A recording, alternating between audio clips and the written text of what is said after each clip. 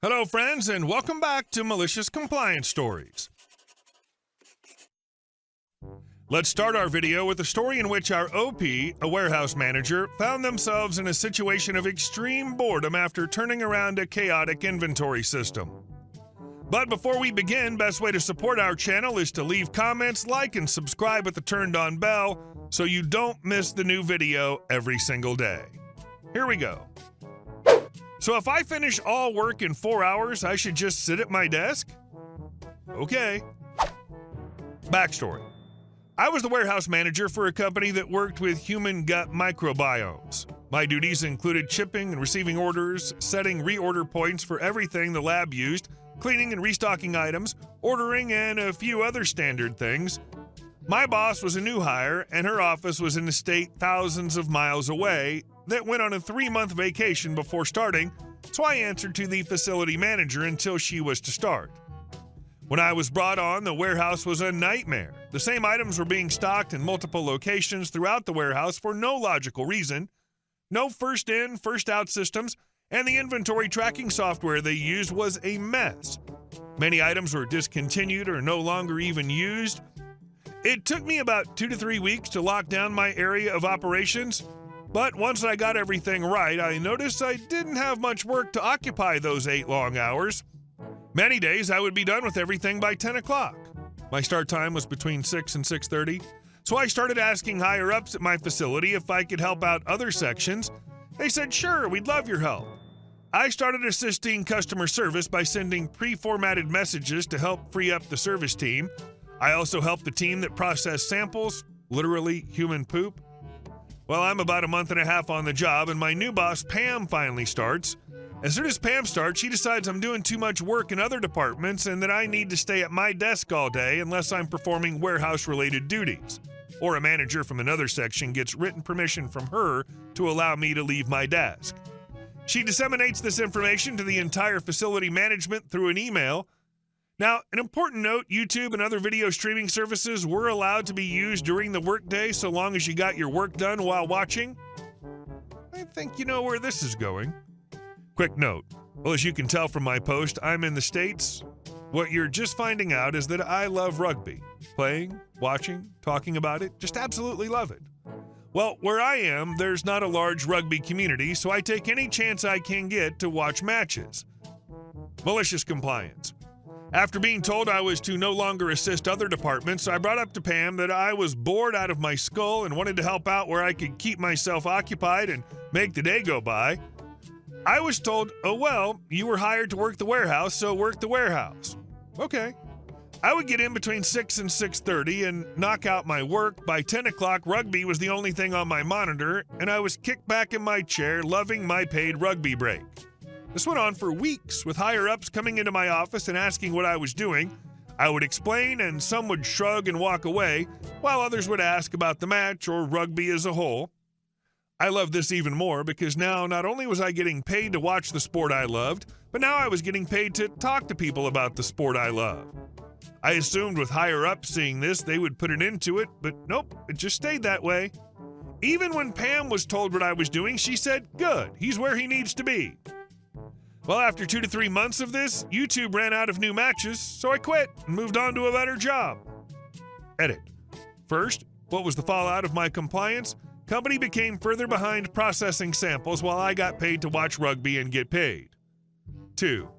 I did not explain the YouTube policy well. It was allowed, but was not supposed to be the center of attention. In my case, it was very obviously the center of my attention. 3. Why did I leave? That's just not a career environment for me. I need to work with my hands and stay busy, or I'm miserable. I would have kept the job and started, embroidery or some other new hobby. Imagine if they'd let you embroider at your desk. And our second story. Manager asks me to motivate an employee into doing a job he doesn't like. This happened around mid-2006. I was a low-level team leader in a tech consulting company. I was in charge of 2 teams of 3 each. The client was a bank. If you've ever worked with a bank, you know that technology moves pretty slowly on a bank. For instance, the project we worked on was in Java 1.3 that got deprecated in March '06. One of the guys in my team, let's call him Max Powers, was the kind of guy that's always trying to be on the cutting edge of everything, and we had him working on the project, and he asked several times to migrate the project to a newer version of Java or be assigned to a project with more up-to-date tech. He just was assigned to this one, but I couldn't do any of those things. I knew he was unmotivated because of this, and I was also pretty bummed about having to work with outdated technology, so we both started researching open source tools to use in the company that were cutting edge and proposed some improvements to our manager. He liked the idea, so he formed a task force to create tools for the company. The task force was Max and myself. However, this was a side job. Our main responsibilities were still on the bank project. One day on a team, project leaders and managers meeting, we were talking about desired and undesired rotation, people leaving the company, and how to stop it. I brought Max's case up, saying that having someone extremely focused on cutting-edge tech doing boring, outdated stuff was probably the recipe to undesired rotation. The manager said, "You're wrong. This is totally desired rotation. We want people motivated to work here. He's not." I said, "But he's not because you're unwilling to move it to a project with better tech. Plus, he's one of our best assets by a mile. He's doing the work of 2 to 3 people in the task force. We wouldn't want him to leave. It'd be a problem." Then manager said, "Then it's your fault. You have to motivate him better." I stopped arguing. To me, Max leaving was totally a case of undesired rotation. It was a problem to my planning, and furthermore, it was losing someone whom I saw as one of the top assets available in the company. But the manager said that I needed to motivate Max better.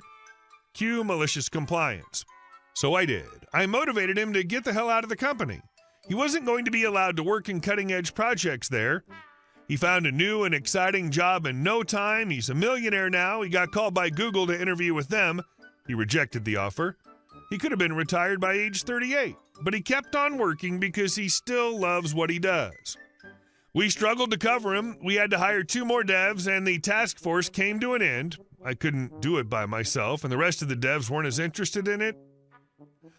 Always good to see people lending a helping hand, especially when it's helping a knife into the back of a crappy former employer. And our last story. New Karen neighbor tried to destroy my water line. So I got a notice in October that my apartment was raising my rent $200 in a single year come December. I like renting, genuinely. Hey, my water heater's broken, come home and it's fixed. Never had a problem, but a 20% rise in rent in 1 year? Not doing that. The morning I opened up the rent increase notice, I happened to see a cute manufactured home with a for sale sign on my way to work. I pulled it up on my phone and called the realtor. This was Monday. She indicated the sellers didn't want it shown until Wednesday, and we scheduled a showing. I put in an offer the next day, and they accepted 10 minutes later. Yay! Signed and closed 10 days later. It was an incredibly easy transaction/process that made me very happy.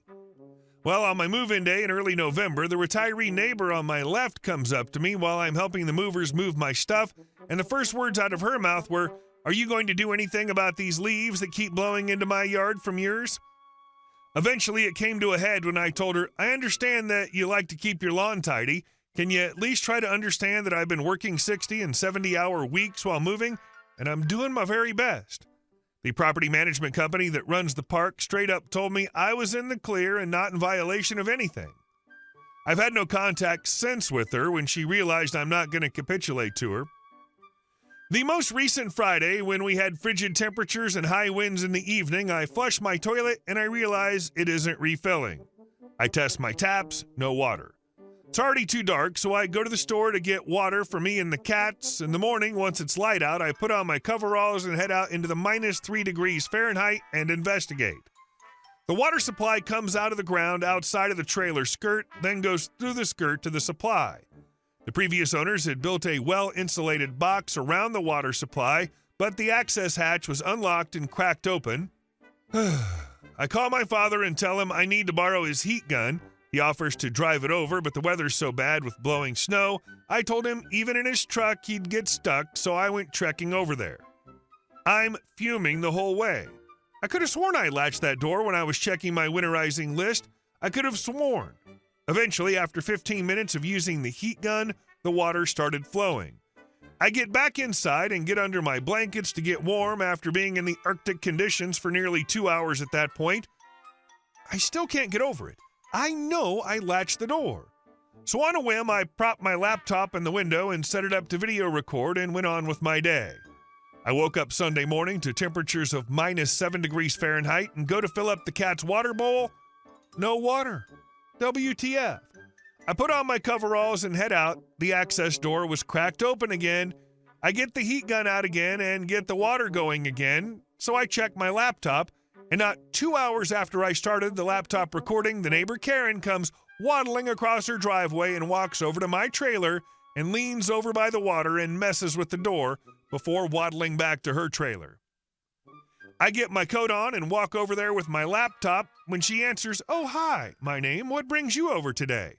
All cheery and two-faced. I just open my laptop without saying a word and hit play. She just starts stuttering, trying to come up with some bullcrap. I just interrupt her and tell her I'll be forwarding it to the office and walked away.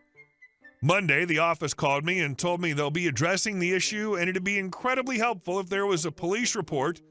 I gladly called the non-emergency line and scheduled a time for an officer to come out after work.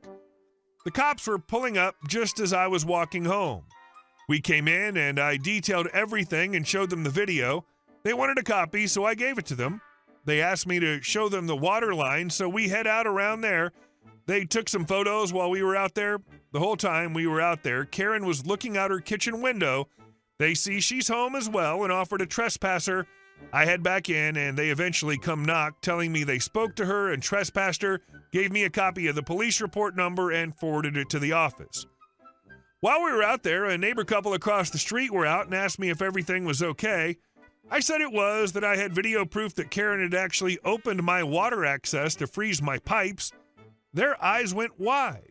Their cover over the water line was also removed, broken off, and his water line froze too on Friday night, and the repairs were broken again on Saturday. Turns out Karen has an ongoing beef with them because they have a pride flag they refuse to take down, so the police went over there to get their statements too. Karen's husband came home an hour ago, came over shortly after to ask me to retract my complaint against them with the office as a misunderstanding. Misunderstanding? Your effing wife was intending to destroy my water lines in the middle of a winter storm, which would have cost me thousands of dollars to fix. He pulls out his checkbook. So what's this going to cost me? Well, I bought the place for $40,000, so let's call it an even $45,000, and I'll straight up tell the office I fabricated the whole thing. He said he was being serious. I said I was too. He says they're on the verge of being evicted and kicked off the lot, and she has problems. Sounds like the neighbors and I should go in on a bunch of security cameras to ensure that happens then. So we'll see. I wasn't going to set up my server, but I'm going to be doing that tonight with a couple of my webcams on some Raspberry Pi computers. I just can't trust this woman. All because of some effing leaves and a gay pride flag. Hey guys, thank you all for watching the video. I'll see you in the next one.